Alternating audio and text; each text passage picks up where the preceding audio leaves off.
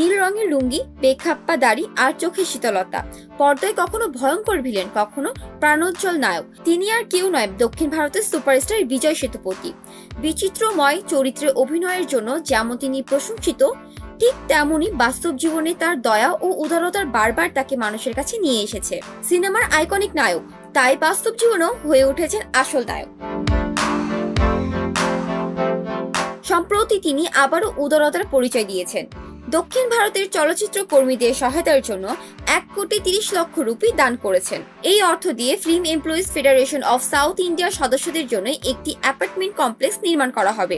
অনেকে জানিয়েছেন এই ভবনটি বিজয় সেতুপতি টাওয়ার্স নামে পরিচিত হবে। FEFSI এর অধীনে 25,000 সদস্য রয়েছে, যারা 23টি ইউনিয়নের অংশ এবং টেলিভিশন ও চলচ্চিত্রে শিল্পে কাজ করেন। তাদের জীবনমান উন্নয়নের জন্য বিজয় সেতুপতির এই উদ্যোগকে সাধুবাদ জানিয়েছেন অনেকেই। শুধু তাই নয়, অভিনেতা ও তামিলনাড়ুর উপমুখ্যমন্ত্রী উদয়নিধি স্টালিন ও বিভিন্ন সংগঠনের সদস্যদের জন্য বাড়ি নির্মাণের উদ্যোগ নিয়েছেন। কিন্তু ব্যক্তি উদ্যোগে এত বড় অনুদান দেওয়ার নজির খুব কমই দেখা যায়, যা বিজয় সেতুপতিকে আরো অনন্য করে তুলেছে। বিজয় সেতুপতি উদারের ঘটনা এবারই প্রথম নয়। মানবতার ডাকে বারবার সাড়া দিয়েছেন বিজয় সেতুপতি। 2020 সালে যখন লকডাউনের কারণে বহু সিনেমার কর্মী, আর্টিস্ট, টেকনিশিয়ান, জুনিয়র আর্টিস্টরা বিপাকে পড়েছিলেন, তখনও তিনি 10 লক্ষ রুপি দান করেছিলেন। শুধু অর্থ নয়, তিনি প্রায়ই চলচ্চিত্র কর্মীদের পাশে দাঁড়ান, নতুন প্রতিভাদের সুযোগ করে দেন এবং সমাজসেবামূলক কাজে অংশ নেন।